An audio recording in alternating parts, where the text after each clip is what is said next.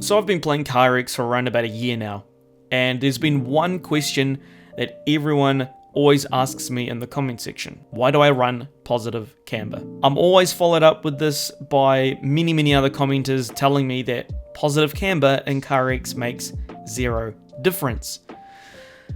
But I'm yet to see anyone here on YouTube actually put this to the test. Does it really make a difference?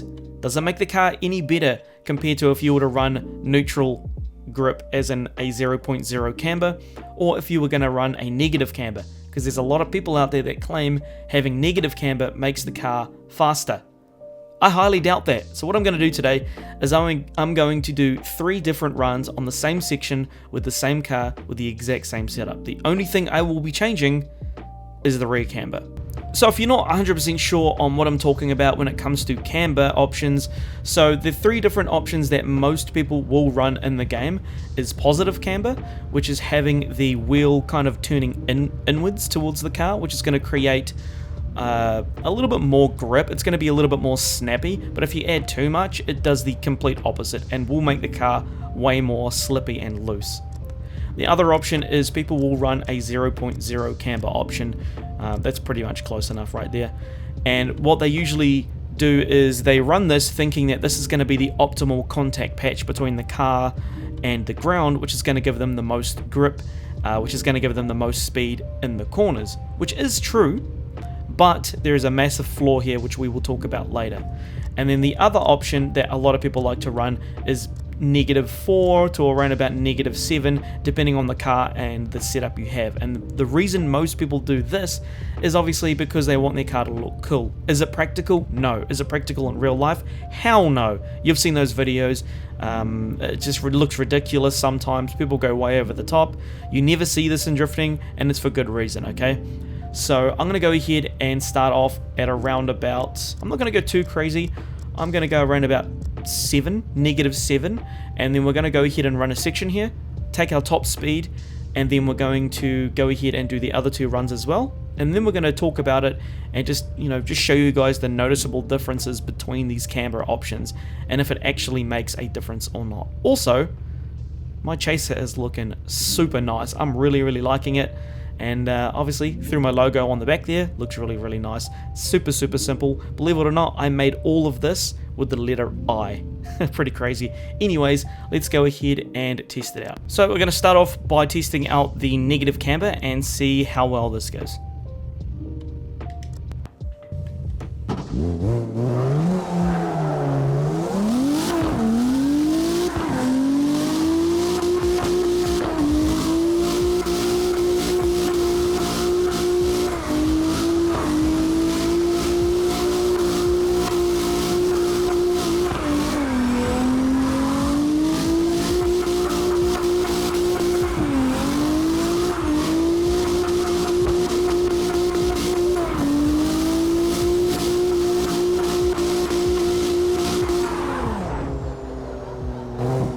Okay, so now we're going to move on to the neutral camber, which is as close as possible to 0.0 camber.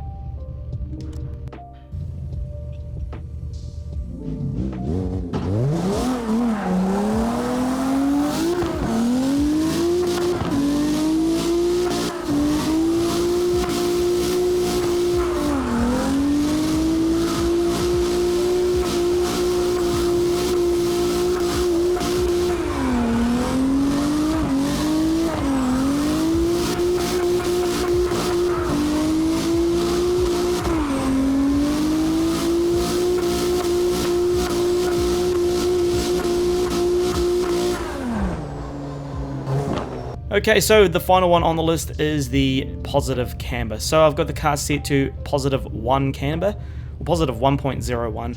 So that's where I usually run it, and then I might actually show you the difference between having extreme positive and extreme negative as well. But we'll see how it goes. Let's get into it.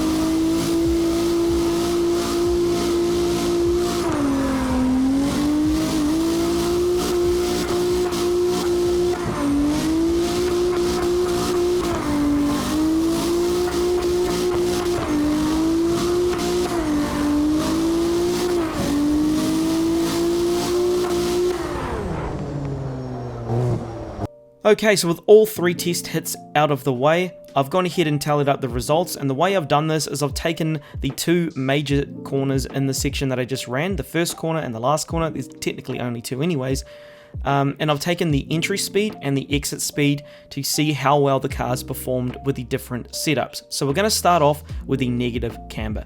So the entry speed for the negative camber setup on the first corner is 81 miles an hour. Pretty decent, not gonna lie, it's actually pretty damn good, pretty consistent. And for the exit speed, we are pulling 62 miles an hour, which is pretty disappointing to be honest, which shows a massive flaw with negative camber cars, and that's when you are switching or transitioning, changing from one direction to another, you are scrubbing a significant amount of speed, which is a little bit of a downfall, like I said earlier. So moving on to the next corner, we actually started entering that corner at 66 miles an hour, which once again is pretty decent, not bad at all.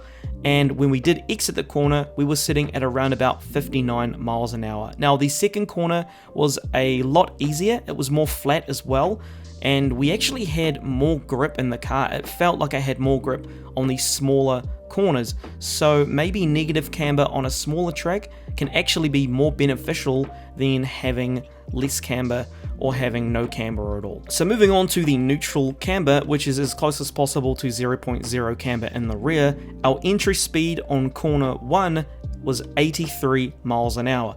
So already it's beating the negative camber with top speed for entering that corner, which is going to give you a massive leg up if you're doing any sort of competitions. Also, the exit speed is dramatically better. We exited the first corner at 69 miles an hour. Dramatically quicker, and like I said, if you are in a competition, if you are following someone, not only are you going to be able to get on that person's door with ease, you might actually have to scrub a lot of speed so you don't hit that person that's running negative camber, because there is a huge difference in that exit speed from 62 miles an hour with negative camber to 69 miles an hour. That is a dramatic difference, guys. Now, moving on to the second corner, we are at 66 miles an hour for our entry speed, so we are actually exactly the same as the negative camber, which is pretty good to see. You can see that although it was great, and we do have an advantage with neutral camber on the larger, more windy style corners, when it comes to those small, short corners, we're actually pretty consistent to the negative camber stats as well. So we have the exact same mile an hour when it comes to the entry speed, and the exit speed, surprisingly, is slower. We're sitting at 57 miles an hour. So we actually lose speed with the neutral camber on the smaller corners when we exit it, but we are still jumping into that corner with the same exact speed as the negative camber cars. Now, this can be mitigated by simply straight lining a little bit more, taking a little bit of speed out of the a little bit of angle, out of the car, so you can make up for losing that speed. So that's not really much of an issue. You can counteract that if you know what you're doing. So finally, last but not least, we're going to move on to my personal favorite and the one that I support the most because that's what I use, and that is positive camber. So for the first corner, the entry speed, we came in at 84 miles an hour. So it's not that much of a difference from the neutral speed. We did have 1 mile an hour more, but hey, that's still more. That still shows that there is at least some sort of advantage, right? Whether it makes that much of a difference, probably not, okay? I don't think it really makes that much of a difference on the larger corners. And I will say, compared to the previous 2 setups, the positive camber on the larger corners was probably the most difficult to keep it in angle, to keep it in drift. I found that it was wanting to straight line a little bit more than usual, so although it did have a little bit more speed, it was a little bit more unpredictable. And for the exit speed on that first corner, we are sitting at a nice cool 69 miles an hour. So exactly the same as the neutral option when it comes to camber. Our exit speed is exactly the same, which is actually really, really nice to see. So if you're going to be running neutral or positive, there isn't really that much difference when it comes to those larger courses. So if you're running Springstone, if you're running East Togay, you're probably not going to notice that much of a difference. But the biggest difference comes in the second half of the track. Now, our entry speed for the second corner was 69 miles an hour, so we managed to stay pretty consistent between transitions, and we were entering that second corner at 69 miles an hour compared to the other two, which were at 66. So although we don't have that much of an advantage on the first chunk of the section, the second section, we definitely are entering a lot quicker compared to the other two cars, which were at 66 miles an hour, so we're already getting a bit of a gap on them for the second half of the track. And finally, the exit speed for corner number 2, we are sitting at 64 miles an hour. So once again, we are pretty consistent with our speed, and that's what you want. You do not want a car to constantly be jumping in and out of miles per hour where you're going from 50 to 60 back down to 55. You want it to be a little bit more consistent to the point where you're actually gaining speed so you can get away from people if you are in competition. So overall, we have an entry speed of 84, and then we exit at 69 for the first corner, and for the second section of the track we entered at 69 miles an hour and we exited at 64 miles an hour.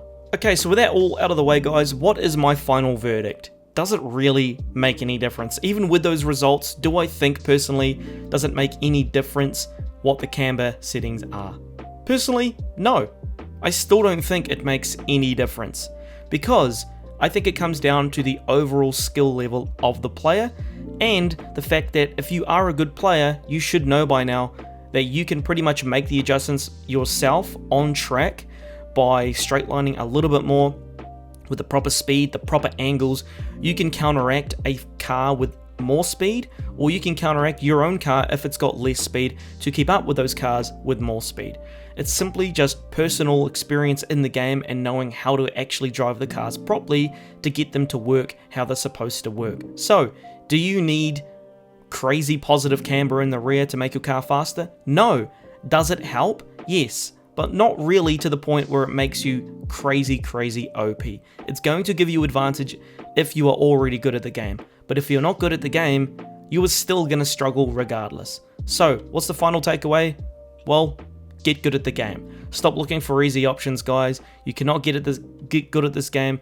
You cannot get good at this game by simply downloading someone else's tune setup or my tune setup and expecting to become a god overnight. You have to put time into these games. You have to practice. Just like with everything in life, it all comes down to personal experience and practicing and practicing and practicing. So, with that out of the way, guys, hopefully you enjoyed this video. If you did like this video, you want to see more tutorials and in-depth guides for things such as camber, then please let me know down in the comment section below. Also, I know I haven't posted any drift tune setups lately. I thought it was a bit of a waste of time, to be honest, considering an update is going to be coming out. I have been playing the update on PC, and I know for a fact that it is dramatically different, and it will make all of my drift tunes completely irrelevant. So I'm just going to wait for it to drop on console, and then I'll go ahead and drop some insane, absolutely insane Frankenstein builds. I think you guys are going to really enjoy the new content that's coming when it comes to builds for carX, because I plan on going all out with these builds. I'm not going to be posting videos as often.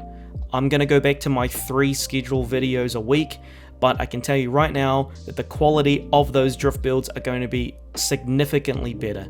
I'm going for some pretty unique builds here, and I think you guys are really going to enjoy them. So make sure you don't miss out. Follow the channel, subscribe, share it with your friends, and with that done, guys, once again, I'm Solo Bandit. Thank you for watching, and I'll see you guys in the next one. Later.